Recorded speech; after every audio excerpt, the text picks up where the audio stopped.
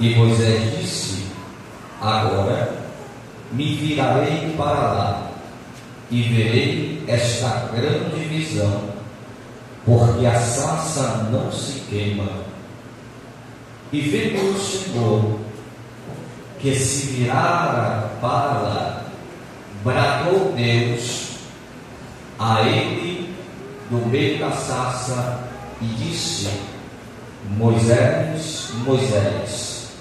E disse Moisés: eis-me aqui. Versículo 14, 13 e versículo 14 do capítulo 3. Então disse Moisés a Deus: eis que quando vier aos filhos de Israel e lhes disser: o Deus de vossos pais me enviou a vós, e eles disserem: qual é o seu nome? O que eu direi?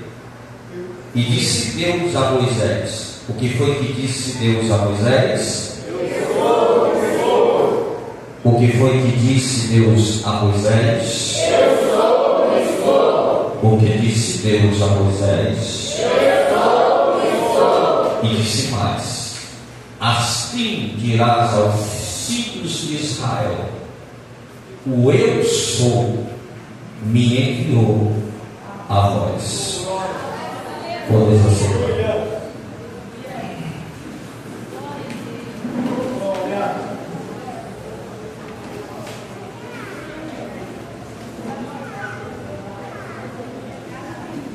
Hoje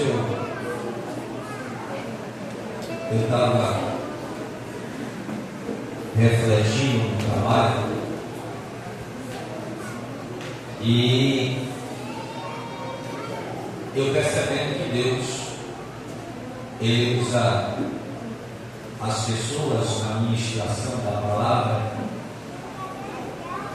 de inúmeras formas, cada um dentro do seu chamado. E aí eu comecei a perceber que eu não consigo pregar sem contextualizar a história, porque eu fico incomodado. Eu acho bonito quando a pessoa lê o texto e já começa a chegar no ponto de chegada, mas eu preciso entrar no contexto. E aí eu me lembrei de uma época que eu era adolescente, na classe de adolescente da lição de adolescente, na época acho que era 14 a 16 a lição, anos. E aí o professor dando aula, eu interrompi e comecei a falar do início. Quem conhece a história sabe que na fase da história a Igreja Católica teve grande influência sobre o Estado, principalmente na Europa, na Itália e Portugal. É por isso que quando os portugueses chegaram no Brasil em 1500, batizaram as cidades brasileiras em sua maior parte com o nome de santo. São Salvador é o nome de Salvador. São Paulo é o nome de São Paulo, porque a igreja tinha grande influência sobre o Estado. E a história diz que o iluminismo traz despertamento quebra, na verdade, da relação Estado-Igreja. E aí depois começa o chamado, o processo da filosofia começa a imperar e as pessoas se tornam mais racionais e deixam de ter a igreja montando a influência sobre o Estado. O Papa tinha influência extrema sobre o Estado. E em alguns países, como o Irã, existe o presidente. Entretanto, quem manda é o Ayatollah, que é o chefe supremo da religião islâmica que impera naquele país. Nos tempos de Jesus, quem comandava, mesmo sendo dominado por Roma, a Judéia era o sumo sacerdote através do Sinédrio. Então, E aí eu lembrava que eu fazia citações no início da aula para explicar a lição. E eu não consigo pregar sem me aprofundar naquilo que está sendo exposto. Já tentei ser pentecostal, só gritar e dizer receba, mas não consigo, sem dúvida eu não consigo. Então, é porque às vezes eu estou pregando texto, estou vendo os irmãos lá em casa. Ele está aqui, mas ele está virando os olhos. Eu estou explicando o texto, ele está virando os olhos. Senão que, vou dizer assim, eu gosto mais do final, do princípio é muito cansativo. Mas tenha paciência de você pregar desse jeito. Vê? Não ficar quietinho, dando glória a Deus. Aí eu entendi hoje Deus me traz a memória depois de 21 anos que Deus chamava para isso. Porque ele começou a me lembrar de uma irmã, Canela de Fogo, sabe aquele crente Canela de Fogo? Que falava antigamente que a letra Marcos especifica. Deus me mostrou a ela uma visão de uma teologia. E eu com 15 anos, 16 anos de idade, eu estava na classe de teologia da sede, né, pelo pastor Davi Brito, que era o diretor e presidente da igreja. E Deus revelou a como fazer busca, porque o meu ministério é baseado no conhecimento teológico. Então eu não consigo pregar se não for desse jeito. Então vocês têm que ter paciência. Até porque é tudo doutrina. Vamos para frente. A Bíblia diz no capítulo 3 sobre a história de Moisés. E o nome de Moisés não é dado pela sua mãe Joquebede. Se nós olharmos a história, o nome de Moisés é dado pela filha de Faraó. Porque o termo no original hebraico, Moisés, quer dizer tirado das águas. A biografia deste homem nós conhecemos porque a Bíblia diz que quando o Faraó percebeu que os hebreus estavam se multiplicando muito sobre a terra do Egito, ele temeu e quis matar todas as crianças abaixo de 3 anos. Quando Joquebede e sua mãe percebeu o intento e o projeto de Faraó, a Bíblia diz que ela escondeu seu filho, que segundo o próprio texto era muito formoso, bonito no linguajar popular. E ao esconder, quando a criança desmama, passa o período de desmame por volta de 6 meses de idade, a história diz que ela coloca o filho sobre uma pequena arca de junco e o coloca ao dormir. As ondas o levam até a filha de Faraó, que estava a se banhar. Nesse processo que Moisés desce sobre as águas, o texto diz que Miriam, sua irmã mais velha, está a observar o destino do seu irmão mais novo. E quando a filha de Faraó o pega e acha aquela criança chorando à beira do rio, o texto diz que ela se compadece e pega ali nas mãos para o criar. Quando Miriam se manifesta e disse que conhecia uma mulher hebreia que poderia cuidar dela. Esta mulher era Joquebede, mãe de Miriam, de Moisés e de Arão. O texto diz que Joquebede cria o seu filho, e a proporção que essa criança começa a se desenvolver e crescer, já começa a ter um certo entendimento e não precisa mais cuidados da sua mãe, não acordava mais de madrugada para tirar o sono da casa. A Bíblia Sagrada diz que então Joquebede entrega-lhe a filha de Faraó para o criar. Moisés, segundo a própria história, é criado no palácio do Faraó do Egito. Consequentemente, Moisés estudou nas melhores escolas que existiam na época. Se fosse hoje, eu posso dizer com convicção que Moisés provavelmente estudava em Harvard, que é a maior faculdade e escola que existe hoje no mundo, em questão de qualidade de ensino, que fica nos Estados Unidos. Moisés estudou nas melhores escolas, cursou as melhores faculdades, teve os melhores conhecimentos, porque o Egito era a grande potência econômica, bélica e intelectual da época. Moisés teve conhecimento muito muito grande. Graças a ele teve de Deus e foi cuidado e ensinado em todas as leis que o Egito poderia lhe oferecer. Moisés era um homem culto, diferente de todos os seus irmãos hebreus que foram criados à base de peixe, pepino, víscera de peixe. Moisés teve opções de comida quando acordava, opção de comida quando chegava meio-dia e opção de comida para jantar. Então Moisés não teve o que reclamar no período da sua infância. Só que mesmo Moisés tendo sido criado no palácio de Faraó, a Bíblia nos revela que Moisés tinha um coração apegado aos seus irmãos hebreus.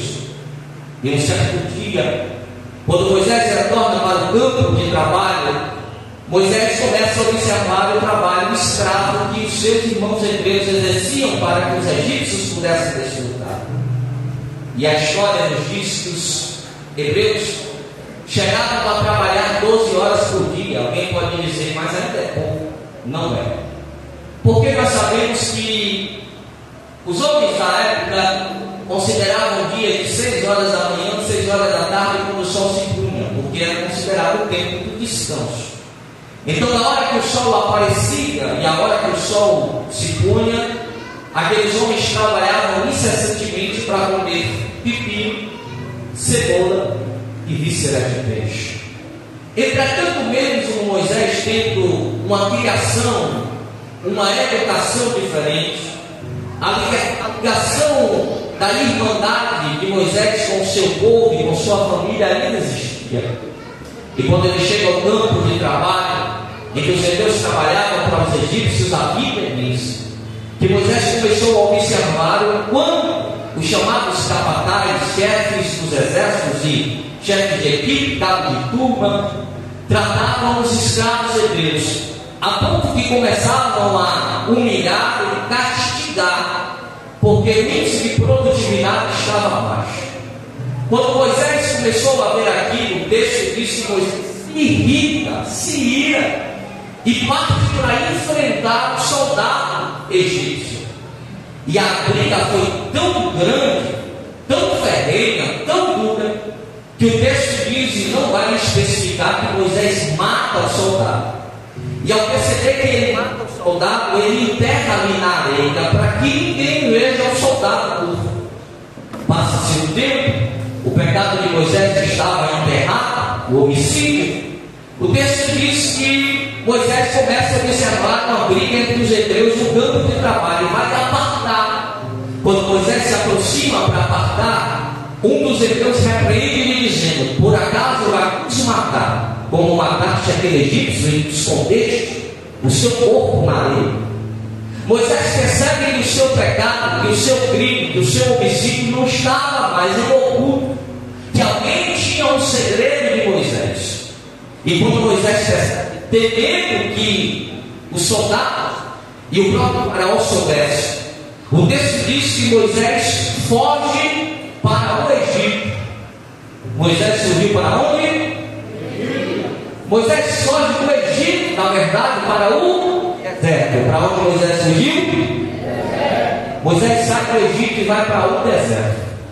E quando Moisés foge para o deserto, o texto diz que Moisés não tem mais casa, Moisés não tem mais palácio, Moisés não tem mais aquela alimentação gostosa, deliciosa, com um paladar maravilhoso, a bebida boa, a cama. Os servos e servas Moisés não tem mais. Porque quando Moisés foge para o deserto, o texto diz que Moisés foge para o deserto de Midian, que, segundo a geografia, o deserto de Midian fica na Península Arábica. E ele tinha aproximadamente 1,2 milhões de metros quadrados. Ou seja, o deserto que Moisés foi parar após surgir do Egito era um deserto muito grande, aonde Moisés olhava para um lado e não via mais uma mesa farta, aonde Moisés olhava para um lado e não via mais uma cama confortável, aonde Moisés olhava para um lado e não via mais as servas e servos sucedendo. A única coisa que Moisés via quando olhava para cima era o sol em quase 45 a 50 graus a temperatura, Moisés olhava para o chão e só via areia, e se ele tivesse descalço, quem já pisou na areia da praia, quem sabe, provavelmente os pés de Moisés estavam queimando. Moisés tinha sede e não tinha água potável para beber. Moisés tinha fome no deserto e não tinha comida para se alimentar. Moisés estava no deserto. Só que quando nós olhamos o deserto, pensamos: Deus permitiu que Moisés fosse para o deserto para morrer. Mas o projeto de Deus, quando tirou Moisés da terra do Egito e forçou-lhe com medo para fugir para o deserto, é porque Deus queria tratar Moisés e cumprir aquilo que Deus havia desenhado, arquitetado para a vida de Moisés. Vire para quem está do seu lado e diga: deserto. Diga: de deserto, mesmo não tendo nada, quando é Deus que envia, nem sempre é sinônimo de morte. Porque mesmo no deserto, diga assim: porque mesmo no deserto, através da sua presença, Deus também está com o crente no meio do deserto.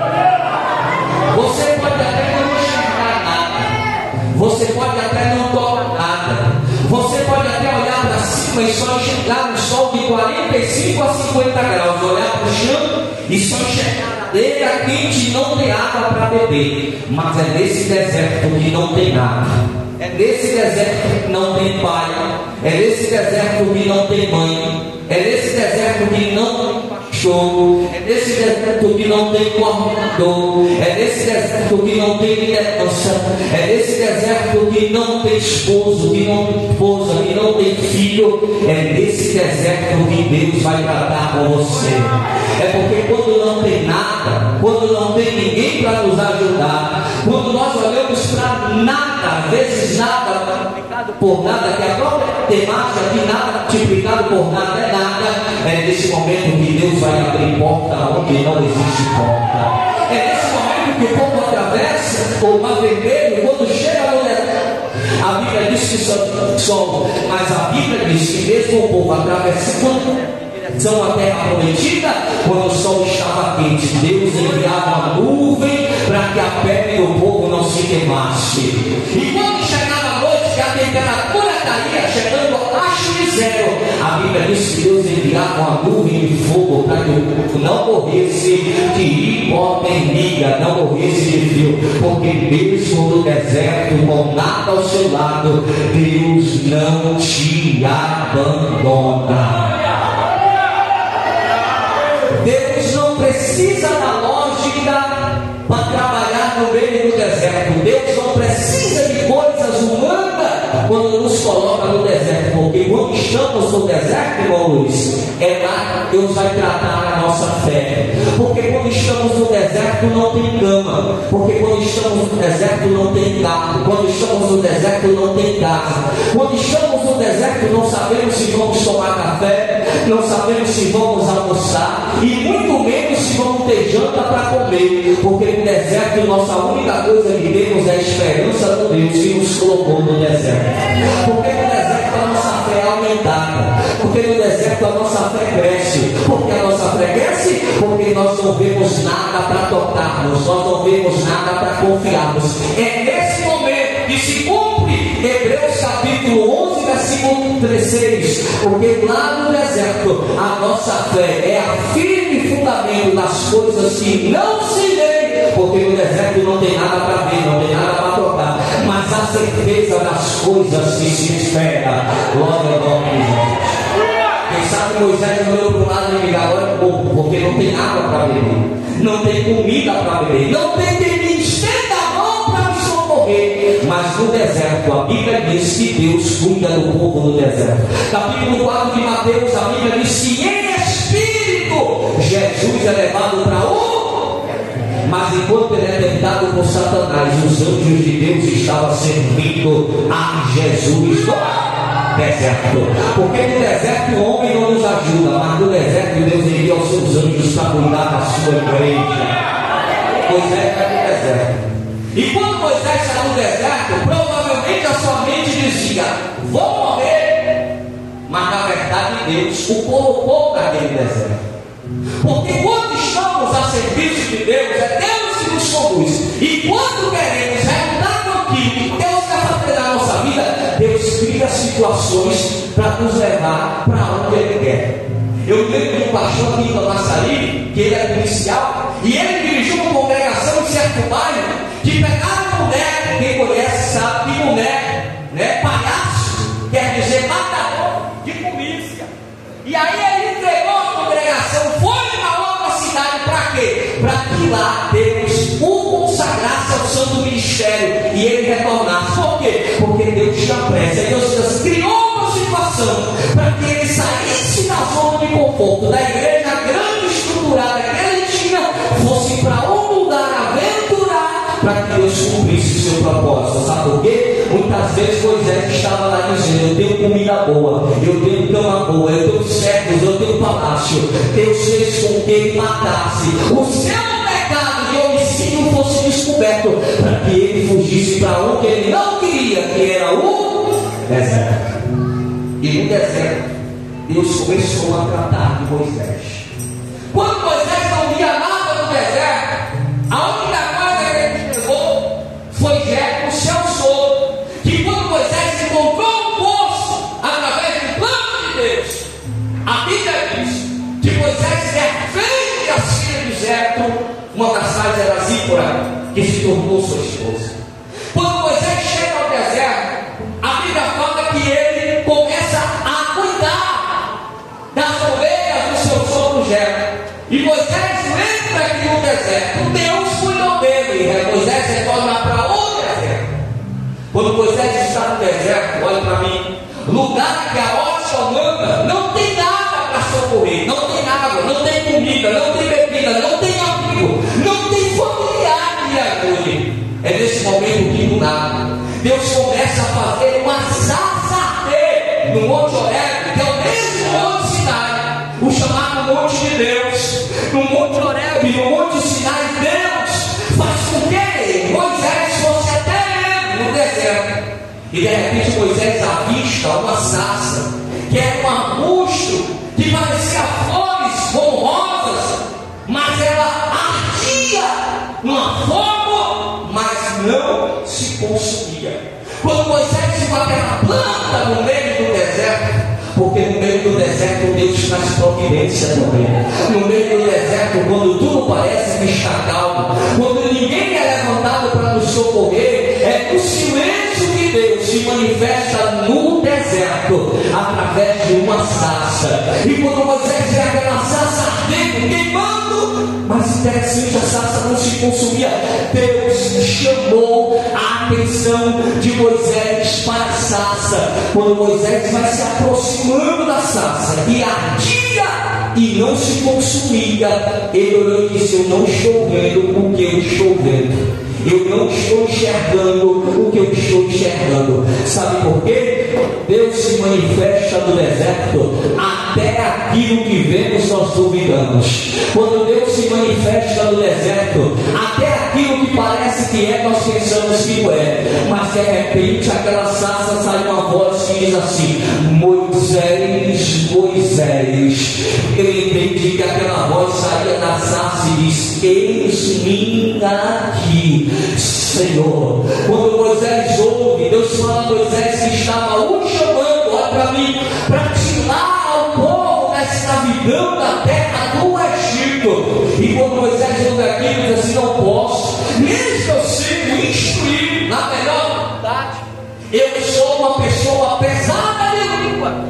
E Senhor, quem é que eu vou dizer que tu és? Quando chegar até o povo para dizer que o Deus de Abraão, de Isaac e de Jacó me enviou para tirá-los da terra da escravidão. Olha para mim. Quando Moisés pergunta aquilo a Deus, versículo 14, a resposta de Deus a Moisés é: eu sou, te enviou. Olha para mim. Você sabe por que Deus disse isso a Moisés? Porque Deus não depende de nome de batismo para dizer quem Ele é. A teologia própria diz que Deus não tem nome. Como assim, pastor? Não. A palavra Deus vem do original grego, hebraico, Elohim, que quer dizer Deus.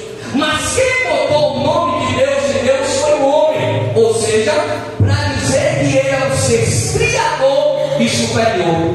Mas Deus não está limitado ao nome. Vou te explicar. Quando nós lemos a Bíblia, nós vamos ver o nome de Deus sob o manifesto de várias formas, porque Deus não tem um nome específico. Nós vamos ver Deus sendo apresentado como Deus, o Deus, Elohim, que quer dizer Deus Altíssimo. Que nós vamos ver Deus sendo apresentado como El Shaddai, que quer dizer Deus Todo-Poderoso. Nós vamos ver Deus sendo apresentado como El Elon, que quer dizer Deus Eterno. Nós vamos ver Deus sendo apresentado como Adonai, que quer dizer Senhor ou Mestre. Nós vamos Deus ser apresentado como no versículo 14, Yahvé, que quer dizer em hebraico eu sou. A palavra eu é a primeira pessoa do singular, ou seja, ele diz o que diz Isaías: antes de mim não houve Deus, depois de mim não haverá Deus como eu. Porque o próprio Isaías diz: porque antes que houvesse dia, ele é, e ninguém pode fazer escapar das suas mãos. Operando Deus, quem lhe impedirá? Apocalipse diz que ele é o alfa, ele é o ômega, ele é o princípio, ele é o fim. Deus não está limitado pelo nome. Quando Deus é manifesto ao nome em Deus, quer dizer com a característica do Todo-Poderoso. Quando nós dizemos Elohim, nós estamos dizendo ele é Deus. O que eu quero dizer é que Deus se manifesta no teu deserto de acordo com a sua necessidade, de acordo com aquilo que você precisa. Deus vai se manifestar na sua vida no deserto. Eu vou te explicar. Quando você está enfermo, que os médicos desengana, que o médico diz que não tem a cura, que os exames dizem que o câncer já tomou conta, que já está esperando somente a morte. Ele é na tua vida Jeová Rafa, que quer dizer o Deus que cura a tua enfermidade. Ele não está limitado pelas doenças. O médico desengana, o médico diz não tem jeito, mas de repente Jeová Rafa chega e lhe traz a cura. Quando chega a segunda-feira de exame, aí nós percebemos que Deus fez a cura e a milagre aconteceu. Deus não está limitado pela ciência, Deus não está limitado pelo diagnóstico do médico, porque o meu Deus e o teu Deus é Jeová Rafa, que quer dizer o Deus que te cura no deserto da vida. Quando algo certo toma conta do seu coração, quando a depressão quer te destruir, quando a frustração por algo ou alguma coisa que lhe decepcionou chega, isto é um deserto. A Bíblia fala que Elias, no momento da perseguição que Jezabel propôs sobre a terra de Israel, Elias em depressão, em crise de identidade, ele adentra dentro da caverna, e de repente Elias ouve um terremoto, triste, decepcionado, frustrado dentro da caverna, e Deus não está no terremoto. De repente Elias ouve um vendaval vindo, e Elias para, e Deus não estava no vendaval. De repente vem uma brisa suave, e de repente Elias ouve uma voz que diz: Elias, Elias, o que estás fazendo ali?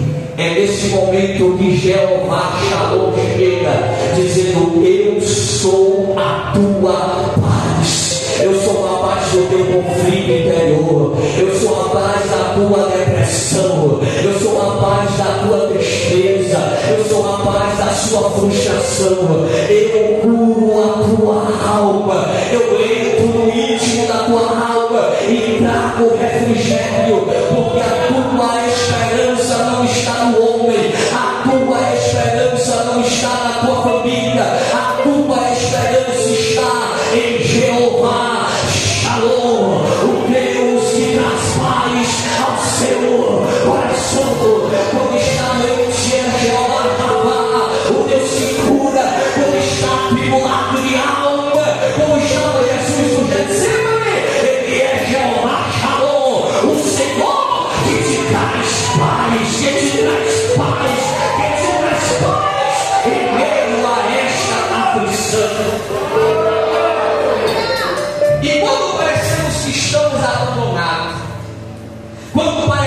que estamos desgarrados, como a parábola das 100 ovelhas, aqui desceu uma Cristo. Eu sei que é uma parábola, uma tipologia, uma comparação, mas se fosse uma boa história e a ovelha tivesse consciência, antes do pastor chegar até a ovelha, ela dizia: eu estou abandonado, eu estou só. Moisés no deserto olhou e disse: aqui não tem minha mãe Joquebede, aqui não tem o meu pai, aqui não tem meu irmão Arão, que brincava de gude comigo, que brincava de carrinho comigo, que jogava a bola comigo no projeto Curando. Aqui não tem minha irmã Miriam para puxar a orelha e dizer: mamãe estava dando entrada. Moisés olhou para um lado e não tinha ninguém para ajudar no seu deserto. Moisés estava se sentindo abandonado.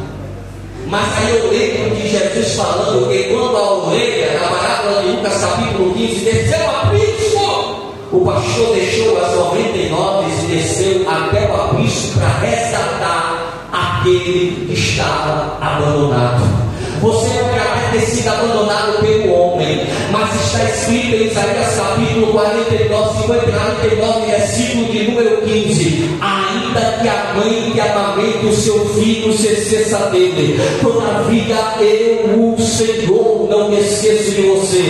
Aí quando Jesus desce até o aprisco, ele é Jeová, o Senhor é o meu pastor, que vai aonde eu estiver. Quando eu me sentir abandonado, Jesus é o meu consolo, Jesus é a minha esperança, Jesus é o meu socorro. O homem pode até ter te abandonado e virado as costas no deserto e não ter te dado socorro, mas Jeová, o Senhor, meu pastor, vai te buscar aonde você estiver, para que você seja resgatado e ele te coloque aonde você estava, para que o nome dele seja glorificado.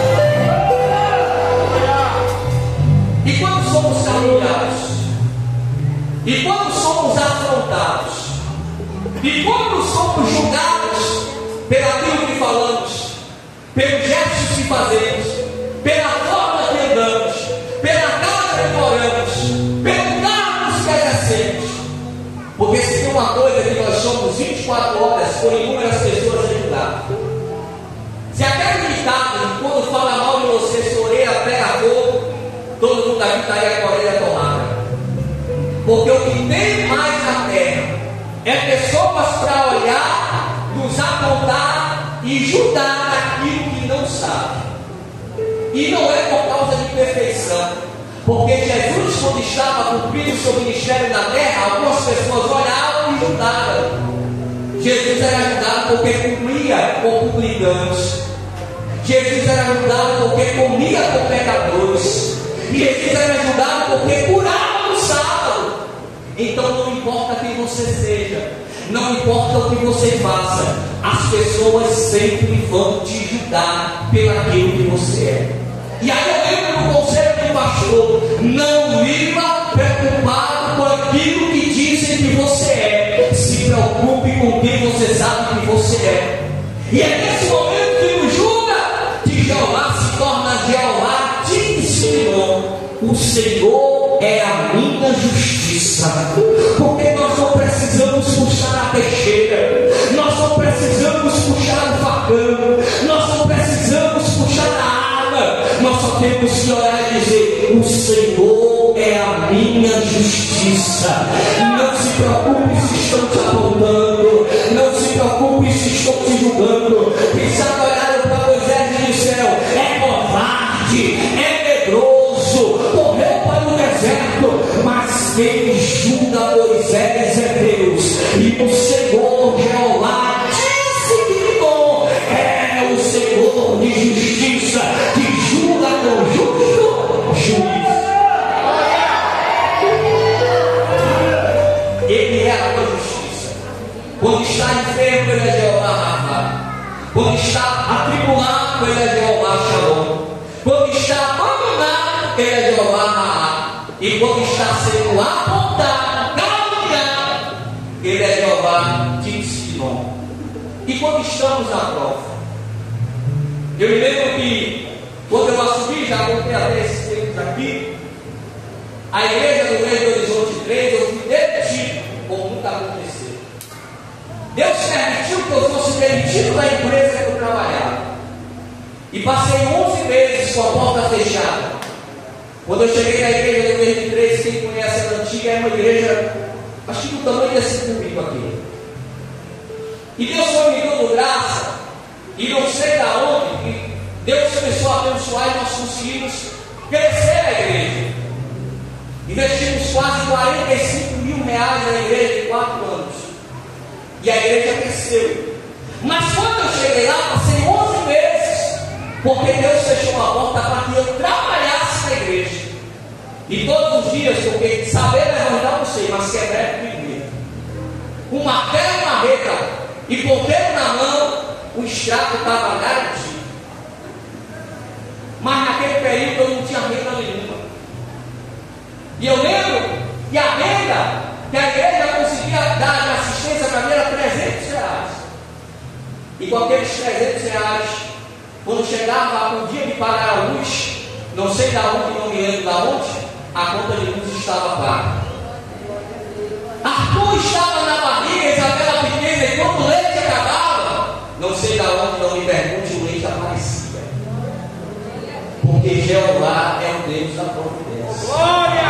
Quando eu fui fazer missões no sertão baiano por 2 anos, Rose grávida de Isabela, me lembro como hoje, a barriga já estava de 7 meses para 9, se eu não me engano. De repente, acordando de manhã, Rose olhou para mim e disse assim: nós não temos nada para comer hoje. Entrei no quarto, larguei tudo em Camaçari e fui viver da fé, por ordem divina. Dobrei meu joelho e disse: Deus, eu não saí de Camaçari para pecar, eu vim pregar a tua palavra. Minha mãe me ligou e disse assim: meu filho, você estudou tanto, você se dedicou tanto para estragar a sua vida no meio de uma roça. A minha resposta era, a partir da minha alma, eu disse: mãe, eu nunca fui tão feliz na minha vida como estou sendo agora. Não tinha nada em casa, mas pelo fato de eu estar na vontade de Deus, o meu coração irradiava de felicidade. E eu me lembro que eu dobrei o joelho e disse: Deus, eu preciso da tua providência. Quando terminei de orar, já era por volta de 11 horas para 11h30, saí de casa e fui em direção à praça do povoado chamado Santa Rosa. Quando eu estou andando na praça, de repente um lacinho de prata, como hoje, acena na mente. Para do meu lado na praça, é o irmão, como é o Ademar, Delmar, superintendente da escola bíblica dominical. Ele falou: entra aqui no carro, vamos em sua casa. Ele disse: não pode. 11h30, não tem nada para comer, o senhor vai fazer o que em casa? Parou na porta de casa, e quando parou, ele entrou comigo e disse assim: eu estava orando de madrugada, antes de eu começar a orar, antes do que amanhecer, e o Senhor me dizia que quando amanhecesse, era para mim no mercado Jorge Disso, mercado de Conceição do Coité, fizesse uma compra, passasse na caixa, retirasse um dinheiro e trouxesse para você, para Deus mostrar a você que Ele é Jeová. Que Ele é Jeová Jireh, o Deus que provém no meio do deserto. Deus não vai te abandonar neste deserto. Deus não vai te deixar morrer neste deserto. Deus não vai deixar você perecer neste deserto. Porque está escrito: fui moço, agora eu sou velho, diz Davi. Eu nunca vi um justo desamparado, e nem a sua descendência mendigar o pão. Quando o irmão Delmar abriu o porta-mala, tinha tudo que vocês pensarem. Tinha até carne de charque para fazer aquele delicioso cuscuz e 1 litro de Coca-Cola para comemorar que Deus é o Deus de vitória, Deus é Deus de vitória, Deus é Deus de providência.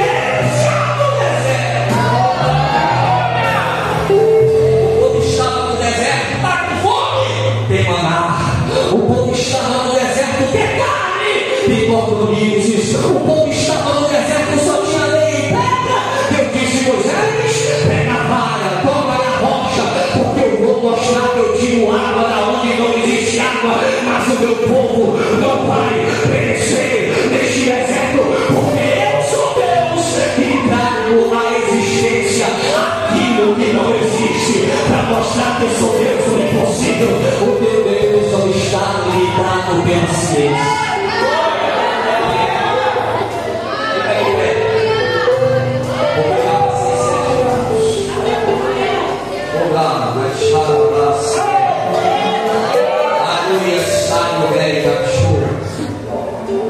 Quando está desenganado, ele é Jeová Rafa, cura. Quando está atribulado, ele é Jeová Shalom, o Senhor da paz. Quando está abandonado, ele é Jeová Raá, o Senhor é o meu pastor. Quando está caluniado, ele é Jeová Tidsinon, o Senhor é a minha justiça. Quando está parecendo que vai perecer de fome, ele é Jeová Jireh, o Senhor provedor. E quando eu estou no culto, aí eu vou, que disse Jesus: aonde estiver 2 ou 3 reunidos em meu nome, eu sou Jeová Shammah. O Senhor está aqui. O Senhor está no meio da tua igreja. O Senhor está no meio deste deserto. Se é enfermidade, Ele vai curar. Se é porta fechada, Ele vai providenciar. Mas neste deserto você não irá morrer. Neste deserto você não irá perecer. Você pode ter derramado lágrimas até hoje, mas Deus vai entrar no teu deserto. Deus vai providenciar no teu deserto. Deus vai curar no teu deserto. Deus vai entrar no seu psicológico e trazer paz e refrigério no teu coração no meio da tribulação. Enquanto aqueles te apontam e te acusam, Deus vai mostrar que Ele é Deus da tua vida e vão dizer: verdadeiramente Deus é na vida dele, verdadeiramente Deus é na vida dela. Deus é o Deus que entra com providência no deserto. Eu não sei qual é o teu deserto nesta noite, eu não sei qual é o teu problema nesta noite, mas eu venho te apresentar Jeová com os seus inúmeros atributos de providência, de poder, porque Deus não está limitado pelo tempo, Deus não está limitado pela geografia, Deus não está limitado pela física, Deus não está limitado pela história, Deus não está limitado pela matemática. O meu Deus, o teu Deus, é o Deus do impossível. E nesta noite eu vou orar por você, e Ele vai entrar no teu deserto. Ele vai entrar com providência no teu empecilho, na tua dificuldade, na tua beleza. Ele não te abandonou. Deus arde esta palavra no meu coração na noite de hoje, e como pregador da sua palavra e pastor desta igreja, eu quero te dizer com convicção: Deus vai entrar no teu deserto. Feche os teus olhos e começa a apresentar a Deus ao teu deserto agora. Feche os teus olhos e apresenta a Deus o teu deserto. Eu não conheço o teu deserto, eu não conheço a tua necessidade, eu não conheço o que está passando, mas existe um Deus que tudo vê, existe um Deus que tudo pode, existe um Deus que tudo sabe. E na noite de hoje Ele vai entrar no deserto, Ele vai entrar no deserto. Começa a orar agora, apresentando a Deus qual é o teu deserto, e eu te garanto, pelaquilo que está em meu coração, que Deus vai entrar no teu deserto. Começa a clamar agora, abre o teu coração, abre a tua boca e começa a orar, porque Deus vai entrar no teu deserto. Deus vai trazer providência neste deserto, nesta noite. Feche os teus olhos e ora agora. Eterno e maravilhoso Deus, amado Senhor, quantas pessoas estão no deserto da vida nesta noite? Eu não sei